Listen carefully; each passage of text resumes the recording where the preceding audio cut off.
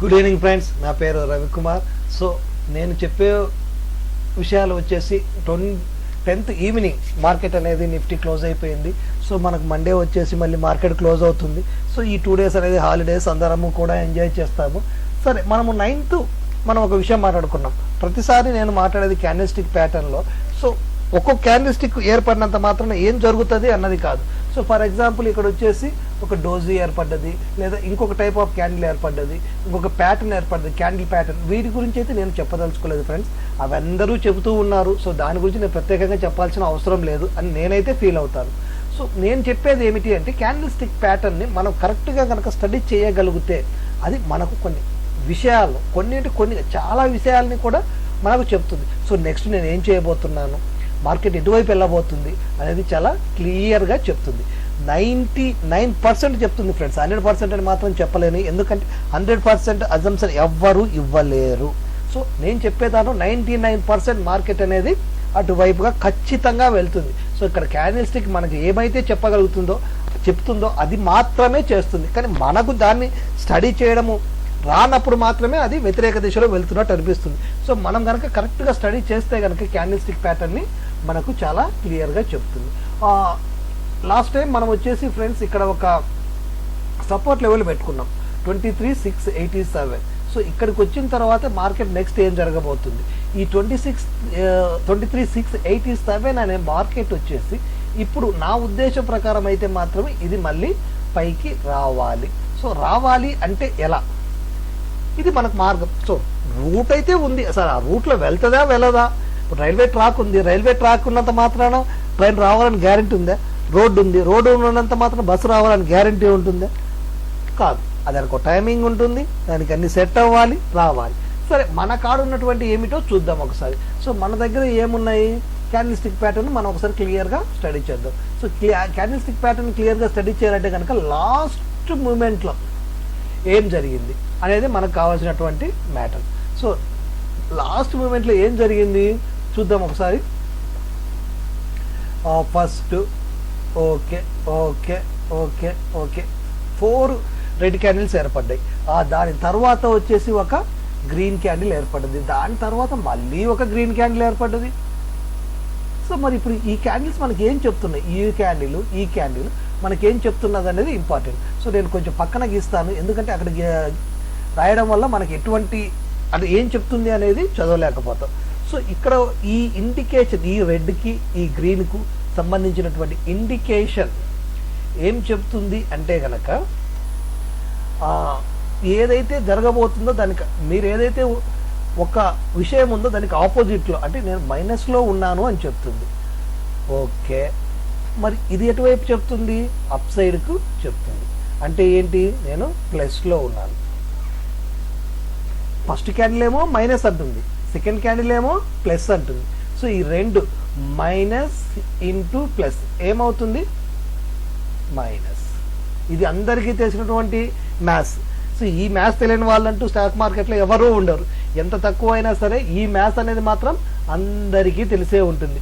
ఏంటి, ఒకే ఒక logic, plus into plus, minus into minus, minus into plus ఏమవుతుంది అనేది అందరికీ తెలుసు. కానీ మనకి ఇక్కడ ఇచ్చిన ఈక్వేషన్ ఏంటిది, minus into plus.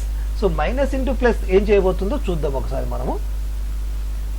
Minus into plus is equal to minus కదా. సరే, ఇక్కడ మనకు మైనస్ ఏంటి, ప్లస్ ఏంటి. ప్లస్ అంటే మనం ఆల్వేస్ గుర్తుపెట్టుకోవాల్సినది ఏంటిది, ఇక్కడ ఇచ్చిన సపోర్ట్కి అప్ సైడ్ వెళ్తుంది. సో ప్లస్ అంటే ఏంటి, మనకు ఇక్కడ ఇచ్చిన సపోర్ట్కి అప్ సైడ్. మరి మైనస్ అంటే డౌన్ సైడ్. ఇదే కదా సింబల్. ఇది వచ్చేసేమో ప్లస్ సింబల్, ఇది వచ్చేసేమో మైనస్ సింబల్. సో ఇప్పుడు ఏం జరగాలి, మార్కెట్ ఏం జరుగుతుందో ఒకసారి చూద్దాము. ఇప్పుడు జరుగుతున్న విశేషాల ప్రకారంగా మనకు మార్కెట్ ఏంటిది, డౌన్ సైడ్. మరి డౌన్ సైడ్ ఎంతవరకు వస్తుంది మార్కెట్ అనేది కూడా ఇంపార్టెంటే కదా. డౌన్ సైడ్ వస్తుంది మార్కెట్, కానీ ఎక్కడ వరకు రావాలి, ఇక్కడ మనకు దీని ఇంకొక విషయం కూడా మనకు చెప్తుంది. ఈ మార్కెట్ ఇక్కడ ఈ క్యాండిల్ అనేది మనకు ఇంకొక విషయాన్ని కూడా చెప్తుంది. దీని యొక్క స్ట్రెంగ్త్ అనేది కూడా చెప్తుంది. సో ఈ స్ట్రెంగ్త్ ఎలా ఉంది, చాలా ఇక్కడ చూడండి, ఈ దీనికంటే కూడా డౌన్ నుంచి వచ్చింది. సో డౌన్ నుంచి వచ్చిందంటే దీని స్ట్రెంత్ వచ్చేసి ప్లస్లో ఉంది.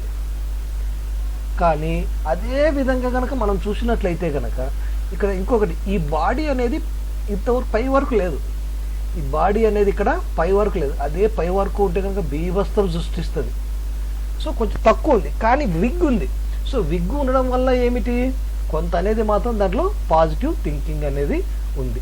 సో ఇక్కడ కనుక మనం చూసినట్లయితే కనుక ఇక్కడ ఏం చెప్తుంది అంటే మార్కెట్ వచ్చేసి డౌన్ సైడ్ వస్తాను అని చెప్తుంది. సో ఇప్పుడు మనం చూసిన ప్రకారంగా మనకు నిఫ్టీ ఏం చెప్తుంది, నిఫ్టీ వచ్చేసేమో మండే నేను డౌన్ సైడ్ వస్తానని చెప్తుంది. సో ఇక్కడ చెప్పింది డౌన్ సైడ్ వస్తానని. మరి మిడిల్లో ఏం చెప్పిందో కూడా ఒకసారి చూడాలి కదా మనం. ఓకే చూద్దాం. మిడిల్ ఇక్కడ ఏం చెప్పింది అనేది కూడా చాలా ఇంపార్టెంట్. సో ఇక్కడిది కూడా ఒకసారి చూద్దాం. సో ఇక్కడిది కనుక చూస్తే కనుక మనము ఇక్కడ చూడండి, ఈ 2 బేరిష్ క్యాండిల్స్ని మనము చెక్ చేయబోతున్నాం. ఇప్పుడు ఈ 2 బేరిష్ క్యాండిల్స్ ఏమి చెప్పాయి, సో ఈ క్యాండిల్ ఎలా ఏర్పడ్డది అనే దానికంటే కూడా ఏమి చెప్పింది అనేది ఇంపార్టెంట్. సో ఈ 2 క్యాండిల్స్ను మనం ఒకసారి స్టడీ చేద్దాం. సో మనం కనుక ఒకసారి ఈ 2 క్యాండిల్స్ని కనుక స్టడీ చేస్తే కనుక మన లెక్క ప్రకారంగా ఇది ఎలా ఉందో చూద్దాం. ఒక ట్రెండ్ లైన్ గీద్దాం. ఇక్కడ స్టార్ట్ అయింది ఇది కదా హై దగ్గర ఒక లైన్ గీద్దాం. ఇక్కడ హై దగ్గర ఒక లైను, లో దగ్గర ఒక లైను. సో ఈ 2 లైన్లు మనకి ఏం చెప్తున్నాయో చూద్దాం ఒకసారి.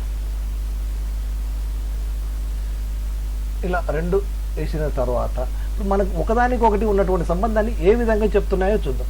సో ఇది హై కదా, ఈ హైను నెక్స్ట్ క్యాండిల్ వచ్చేసి మళ్ళీ క్రాస్ చేసింది. ఇక్కడ క్రాస్ చేసిందా, నో చేయలేదు. సో ఇక్కడ మాత్రమే క్రాస్ చేసింది. సో ఇక్కడ క్రాస్ చేసింది, ఇక్కడ క్రాస్ చేయలేదు. అంటే ఏంటి, ఇదేంటి ఓన్లీ విగ్ మాత్రమే క్రాస్ చేసింది. కానీ ఇక్కడికి వచ్చేసరికి బాడీ క్రాస్ చేసింది. అంటే స్ట్రెంత్ ఎటువైపు ఉన్నట్టు మనకు డౌన్ సైడ్ ఎక్కువగా ఉంది. అలా అని చెప్పేసి అప్ సైడ్ లేదా అంటే ఈ 23,560 అనేది క్రాస్ అయ్యేంత వరకు కూడా మనము అప్ సైడ్ మూమెంట్ అనేది తీసుకోకూడదు. సో మండే మార్కెట్లో ఏంటంటే 23,650 అనేది క్రాస్ అయ్యేంత వరకు కూడా మనము మార్కెట్ అప్ సైడ్ చూడకూడదు. సో అప్పటి వరకు కూడా దీని యొక్క ఫీలింగ్ ఏంటి, డౌన్ సైడ్. సో ఇక్కడ టచ్ చేసి ఇక్కడ కంపల్సరీ క్రాస్ అయితే డైరెక్ట్గా ఇలా వెళ్ళిపోతుంది మార్కెట్. డైరెక్ట్ వెళ్ళిపోయినా కూడా ఆశ్చర్యపోవాల్సిన అవసరం లేదనుకోండి. సో ఇక్కడ ఏంటిది టచ్ చేస్తుంది, టచ్ చేసినప్పుడు ఇట్లా డైరెక్ట్గానే వెళ్ళిపోతుంది. సో మళ్ళీ కిందికి వచ్చి వెళ్ళడం అంటే ఇక్కడ జరగదు. అది నా యొక్క ఉద్దేశం. సో అలాగే కనుక చూసినట్లయితే కనుక మనం మార్కెట్ సో 2 మనకు డౌన్ సైడ్, ఇక్కడ లాస్ట్ క్యాండిల్స్ ఏమో డౌన్ సైడ్ అని చెప్తుంది. కానీ ఇదేం చేసింది, అప్ డౌన్ 2 చూపిస్తుంది మనకి ఇక్కడ. సో విగ్ ఏమో అప్ సైడ్ వెళ్ళిపోయింది, బాడీ ఏమో కిందికి వచ్చింది.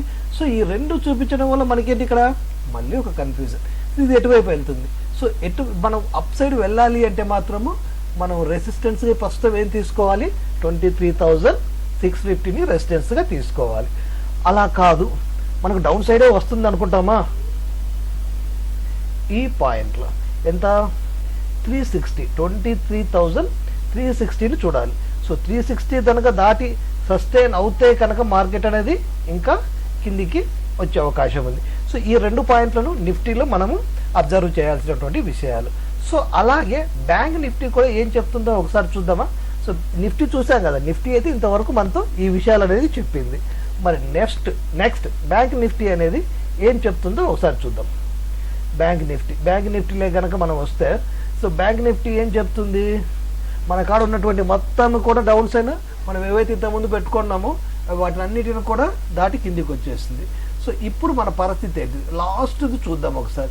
లాస్ట్ కంటిన్యూస్ క్యాండిల్స్ ఎక్కడ ఏర్పడ్డాయి, ఇక్కడ లేదు, ఇక్కడ ఏర్పడ్డాయి. చూడండి ఒకసారి, కంటిన్యూస్ క్యాండిల్స్ ఏర్పడ్డాయి. సో ఈ కంటిన్యూస్ క్యాండిల్స్ వల్ల మనకేంటి ఉపయోగము అనేది ఒకసారి చూద్దామా. ఓకే, ఇది వచ్చేసి ప్లస్, అక్కడ మైనస్ అనుకున్నాం కదా, ఇక్కడ వచ్చేసి ఇది ప్లస్లో ఉంది. సో ఇక్కడ చూడండి ఒకసారి, స్ట్రెంత్ వచ్చేసేమో ప్లస్ బాగా ఉంది. దీనికి కూడా బాడీ పై కొంచెం హాఫ్ వరకు కూడా వచ్చింది, అంటే పర్లేదు, స్ట్రెంత్ దాన్ని కూడా దీన్ని మనము కన్సిడర్ చేసుకోవచ్చు. కాదండి ఇక్కడ ఒక ప్రాబ్లం ఉంది చూసారా, ఈ క్యాండిల్ ఏదైతే ఉందో, నెక్స్ట్ క్యాండిల్ ఏదైతే ఉందో ఇక్కడ ఒక చిన్న ప్రాబ్లమ్ని క్రియేట్ చేసింది. సో ఆ ప్రాబ్లం గురించి కూడా నేను ఇప్పుడు క్లియర్గా మీకు నేను చెప్తాను. సో ఇది తీసేస్తేనే మనకు కొంచెం క్లారిటీగా ఉంటుంది. సో ఇది చూడండి ఒకసారి, ఎంత ఉంది ఇది, ఓపెనింగ్ ఎంత క్లోజింగ్ ఎంత అనేది ఒకసారి చూద్దాం. ఓపెనింగ్ ఎంత క్లోజింగ్ ఎంత. ఓపెనింగ్ వచ్చేసేమో 48,899.25, అలాగే క్లోజింగ్ వచ్చేసేమో 48,941.25. సో వీటి మధ్యలో ఉన్న డిఫరెన్స్ ఎంతనో ఒకసారి చూద్దాం.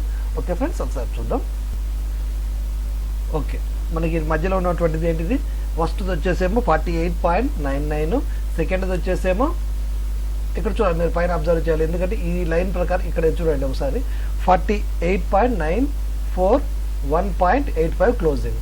సో ఈ విధంగా కనుక మనం ఓపెనింగ్ క్లోజింగ్ కనుక చూసుకున్నట్లయితే నెక్స్ట్ దీని యావరేజ్ వచ్చేసి 48,941 సారీ ఇది కాదు, ఒక్క నిమిషం, 48,920.35 అనేది మనకు దీని యొక్క యావరేజ్. సో ఈ యావరేజ్తో సంబంధం ఏంటో చూద్దాం. సో దీని లో చూడండి ఒకసారి 915 అబ్జర్వ్ చేశారు. ఇక్కడ లో వచ్చేసి నెక్స్ట్ క్యాండిల్ లో వచ్చేసేమో 48.915, అంటే 920 క్రాస్ చేసి కిందికి వెళ్ళిందా లేదా, కిందికి వెళ్ళింది. సో ఎప్పుడైతే ఇది అనేది కిందికి వెళ్ళిపోయిందో ఇప్పుడు ఏంటిది, ఇక్కడ డైరెక్షన్ అనేది బోత్ సైడ్ చూపిస్తున్నట్లు. సో డైరెక్షన్ ఏం చూపిస్తుంది ఇక్కడ, బోత్ సైడ్ డౌన్ చూపిస్తుంది, అప్ చూపిస్తుంది. సో రెండు వైపులా ఉంటే కనుక ఫస్ట్ ఏమో డౌన్ ఇచ్చేసింది, సో ఇంకా మిగిలినది ఏంటి, అప్పుకు రావాలి, అంతేనా. కానీ అక్కడ నిఫ్టీ ఏం చూపిస్తుంది, డౌన్ చూపిస్తుంది. ఏంటి మన పరిస్థితి, ఎటువైపు ఇప్పుడు మనం అడుగులు ఎటువైపు వేయాలి అనేదే కదా మనకు కావాల్సింది. ఇక్కడ వచ్చేసేమో అప్ డౌన్ రెండు చూపిస్తుంది, అప్ డౌన్ రెండు చూపిస్తుంది, డౌన్ మార్కెట్ వచ్చేసింది. సో ఇంకా డౌన్ వస్తుందా లేక ఇంకా అప్పుకి వెళ్తుందా అనేది ఇక్కడ క్వశ్చన్గా మారిపోయింది. సో అదేవిధంగా మనం మిడిల్ చూద్దాం. సో మన మిడిల్ ఐటమ్ కూడా ఎలా ఉందో కూడా ఒకసారి చూసుకోవాలి కదా. ఇలా ఇక్కడ చూస్తే కనుక క్లియర్గా డౌన్ సైడ్ ఇండికేషన్ చేసింది. సో నిఫ్టీ, బ్యాంక్ నిఫ్టీ అయితే ఏం చెప్తుంది అంటే కనుక ఇక్కడ చూడండి ఒకసారి, దీన్ని కనుక మనము అబ్జర్వ్ చేసినట్లయితే కనుక ఈ పాయింట్ ఒకసారి అబ్జర్వ్ చేయండి. ఎందుకు అంటే ఈ పాయింట్ కనుక మనం చూస్తే కనుక 49,134 అనేది పాయింట్ కరెక్ట్గా, అంటే ఈ లెవెల్లో, అంటే ఈ 12 ఇక్కడ ఏర్పడ్డది కదా. సో దీన్ని కనుక కరెక్ట్గా మనం అనలైజ్ చేస్తే 49,139 అని ఏదైతే మార్కెట్ ఉందో, ఎంత 49, ఇది తీసేద్దాం ఒకసారి, 49,135 నువ్వు మార్కెట్ వచ్చి టచ్ చేసి ఆ తర్వాత కిందికి రావాలి. మార్కెట్ ఏం చేయాలి, అప్ సైడ్ వెళ్ళాలి, టచ్ చేయాలి, కిందికి రావాలి. మరి ఈ విధంగా చూస్తే కనుక మనకు నిఫ్టీ ఏం జరగాలి, ఇదేమో ఫస్ట్ ఇప్పుడు డౌన్ సైడ్ రావాల్సింది అయిపోయింది, నెక్స్ట్ అప్ సైడ్కి వెళ్ళాలి కాబట్టి ఓకే. మరి నిఫ్టీ ఏం చేయాలి, మనకు తెలిసినటువంటి నిఫ్టీ పరిస్థితి ఏంటిది, నిఫ్టీ పరిస్థితి ఎలా ఉంది మనకు, ఇదేమో ఇక్కడేమో డౌన్ సైడ్ ఇచ్చింది డైరెక్ట్. డౌన్ సైడ్ ఇచ్చే ముందు ఒక విషయం మాత్రం గుర్తుపెట్టుకోండి, రేపు కనుక ఇక్కడ ఒక గ్రీన్ క్యాండిల్ ఏర్పడితే కనుక దేనికి టచ్ అవుతూ,